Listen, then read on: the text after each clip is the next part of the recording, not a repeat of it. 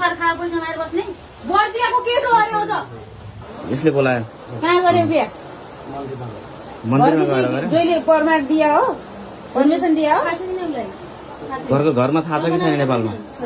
नेपाल कुन ठाउँ हो ए मा कञ्चनपुर कुन ठाउँ हानेर मलाई यस्तरी सेठाउन मन लाग्यो नि उनीहरुलाई जलाएर कानेर यहीको दाइ अरे दोमिललाई थियो हाम्रो घरको गाउँको परे मामाको छोरो हो यो भन्न मन लागेको मर्नु मन्दिरमा गएर बिहा गरी घर थाहा छ कि नै बिहा गर्नुभन्दा अगाडि के थाहा भइ नै घरमा थाहा छ कि नै घरमा तिम्रो घरमा थाहा छ कि नै छैन घरमा थाहा छैन यसको घरमा पनि थाहा छैन यसको घरमा पनि थाहा छैन तिम्रो घरमा पनि थाहा छैन घरका कोही छोराछोरी भए आउनेलाई लाज लाग्यो नि तँलाई तिम्रो बुढीलाई फोन गर यसले गर्दाखेरि भयो त्यस्तो अन्धकारमा राखेको होइन बुढीलाई कस्ता मान्छे अर्खाकी जोइलाई समाउने आफ्नो जोइले उहाँ अन्धकारमा राख्ने होइन यति बिचमा एउटा केटा भएर रमाइलो तिमी क्या बसेर लागि अनि एउटा गरेर खाना ल्याउनु दोला सायद है खुसीले गर्दा पनि बच्चा छ अगाडि खुसीले गरेर पनि ओला नगरेर नाप लाज मान्नु भने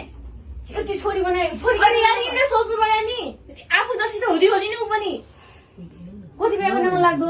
एउटा कहीँ केटाहरू सबै अगाएन बेसी बेसी सबै अगाएन यही रहेको छ त्यो बिजुली समय सक्दैन जति बिना कोही गर्नु पर्दो सबै एक घर गरेर खाउन नि त कति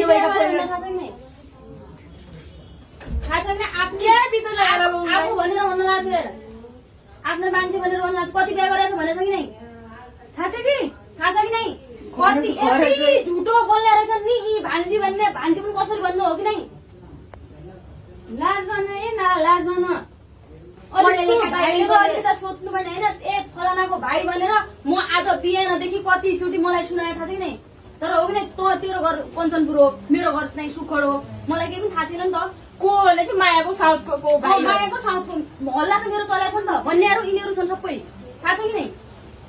लाज भन्ने के लाग्दैन हेलो झुटो पनि यति खर्खा पैसा मारेर बस्ने बर्दियाको केटो अरे हो त लाज लाग्दैन तँलाई रन्डी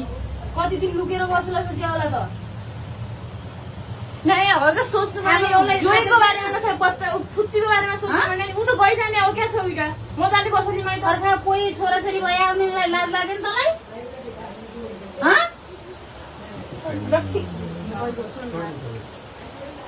के छोरी थाहा छैन कति बिहा गरेर थाहा छैन तिमीलाई भन् एक लबर त परियम छ लबर नै कोही यही छ भन्न कोही पनि